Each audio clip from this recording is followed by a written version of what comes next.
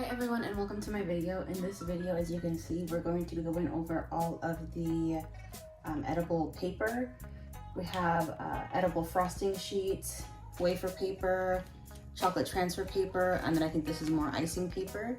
But I will be showing you the printer that I have, which is right over here. And then I'll also be going over how I print them on my Mac. So if you want to go ahead and watch, then stay tuned. Okay, so first off, we have our edible frosting sheets. I buy mine from Icing Inks, and this is what it looks like when it arrives. I actually buy the one in bulk, so I believe it's 250 icing sheets, so about 5 or 6 of these packs.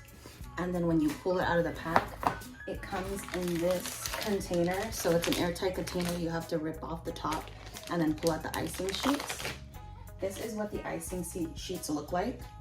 So basically it is literally just an icing sheet, but there is a transparent little plastic on the bottom right here, as you can see, and you actually print with the plastic on.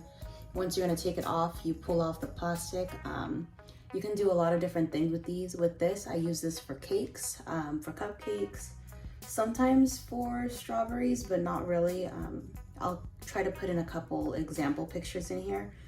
But you could print it on this, and then you can either, if you're doing a full picture, you're gonna go ahead and leave it like this and then pull off the backing and place it on.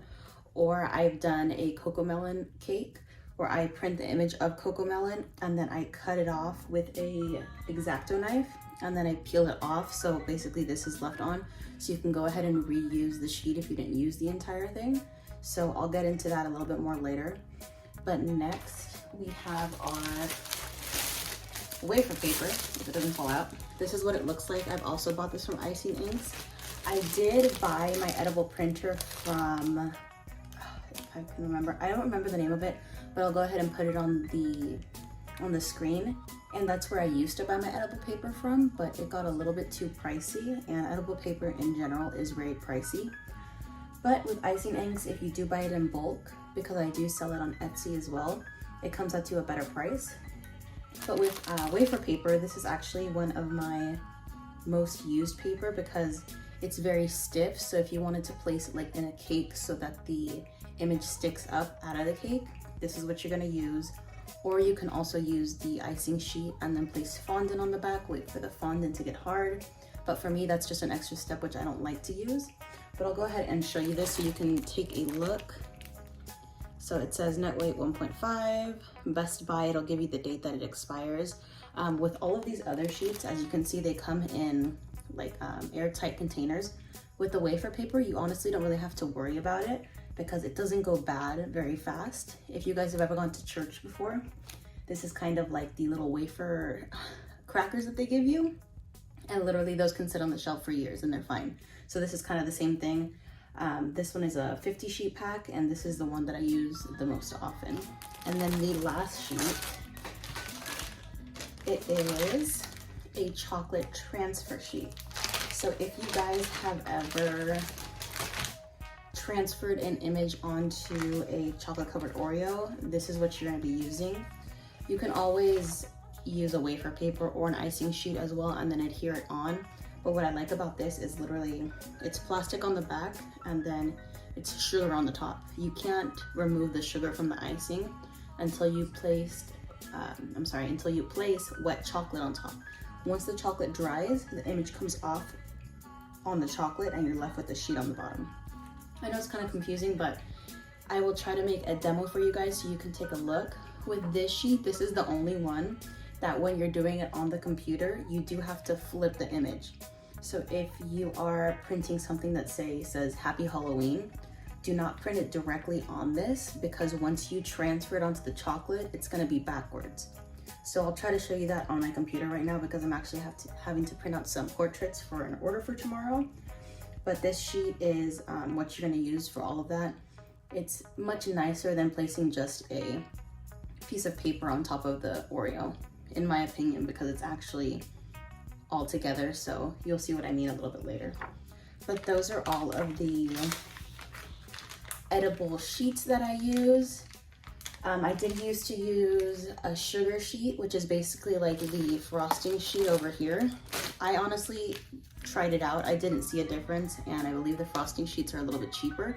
So I went back to using a frosting sheet, but it's the exact same thing. So if you guys want to see how I go ahead and print them out on my computer, then stay tuned.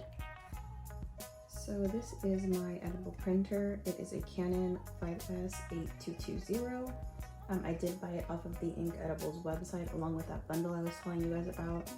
With this printer, it's not a bad printer, but I have had some issues with it.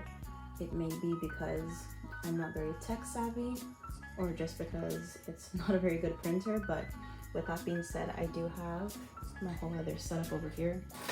My Cricut, all of my sheets, and then this printer I actually bought off of Costco, and I just use this as my regular printer, but I would recommend getting that printer instead of this one, and kind of buying empty ink cartridges and then refilling them with the edible ink so that you can use those instead, because this printer I have had issues with. The other one is a little more expensive, but I haven't had any issues with that one, and you can use any printer as an edible printer as long as you've never used it with regular ink for paper and you only use it with edible ink and edible paper. So I'm gonna go ahead and show you guys how to refill your printer, or not how, but kind of where everything is located. So this, as you can tell, has been highly used. I use, so I'm gonna go ahead and show you guys how to, or where to fill up your edible printer. As you can see, mine is very well loved. As I said, I do use these edible inks right here along with the syringe to refill. So when I first got these, I was very confused because these little pockets right here, these little lips, are actually covered by stickers. So this sticker right here actually covers this entire thing. So I actually emailed Ink Edibles and I was like, you guys sent me the non-refillable ink cartridges when I paid for the refillable ones, and they're like, trust me, look on them. They do have a refillable one, and I kept going back and forth, and of course they were correct. You just have to move the sticker off, and then this is where you're gonna go ahead and refill the ink. I do recommend getting those syringes because you're not gonna be able to refill it otherwise. As you can tell, I've tried and I literally got the ink everywhere. So what you're gonna do is when you refill them, you're just going to, you don't have to grab this, I'm just trying to show you guys, but this little flap right here, you are going to lift this up, unplug it, put whatever color ink you're going to be using inside the syringe and refill. Make sure when you are refilling, there is kind of a little piece of plastic blocking you. So make sure your syringe, you go past that and it goes all the way down, or else, as you can see, it will overflow and kind of get everywhere. And if it gets really messy, it's going to mess up the inside of your printer, which you definitely don't want because it's a pain in the butt to clean, and it's probably going to mess up some of your edible papers as well. Okay, so what I do usually is I go ahead and save whatever image I'm wanting onto my iPad or my phone, which I'm using my phone to record, so I can't do that, but these are the images I have to print out. I go ahead and just airdrop them to my computer. And then on my computer, I went ahead and I already pre-saved the different sizing for the sheets. So with the wafer paper, that's the largest paper. So I went ahead and just saved it in my computer as wafer paper. So once I go in, I just go ahead and click whatever sheet I need, and then it brings up the sizing so that I can size it perfectly on the actual computer and it prints out well. So I'm going to go ahead and click back on the actual sheet over here.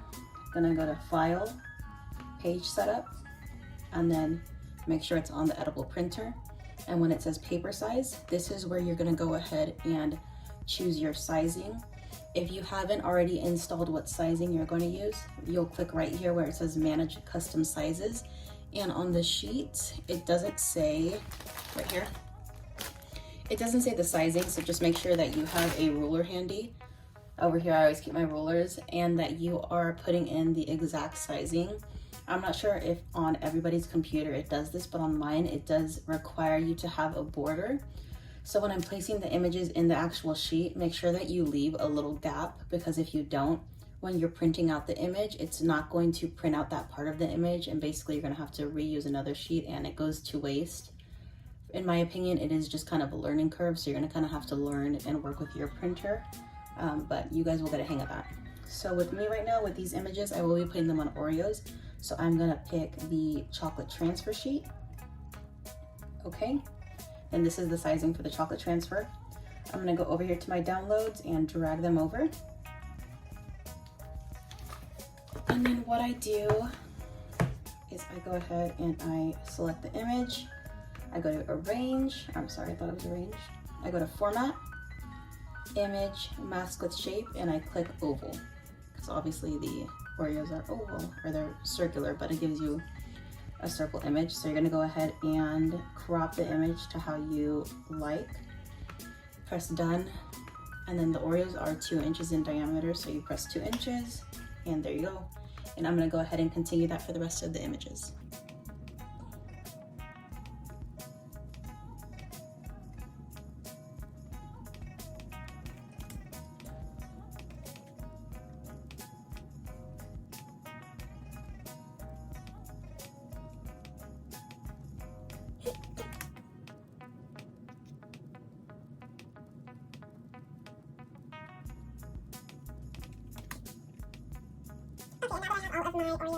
And now that I have all of my images sized to how I want them, like I said, for the chocolate transfer sheet, you do have to invert the images so that they come out looking like they should. With these, there obviously isn't wording on there, so it's not a very big deal, but I do want my customer to be happy, so I'm gonna go ahead and just highlight all of them. And then you're gonna click this little arrow right here. This is flip, and it'll turn them around so that they come out looking like she sent them.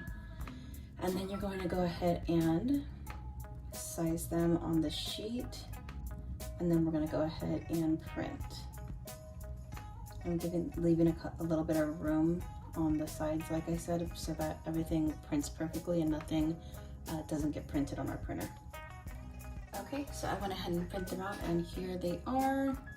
With this, I did try to make my life a little easier, and I bought the 2-inch circle cutter. With this particular material, it does not work, so I wouldn't recommend. You are just gonna have to cut these with some scissors that you use just for your edible images. So yeah guys, I hope that this video helped you and that it was kind of easy to understand. If you have any questions about anything I talked about, please leave it in the comments down below. Or if you want me to make another video on how to actually transfer this onto chocolate, I'd be happy to make that video as well, or any of the other wafer papers. I know it's really confusing at first to use this, but like I said, let me know and I'd be happy to make those videos. Besides that, you guys have a good day and thank you for watching. Bye.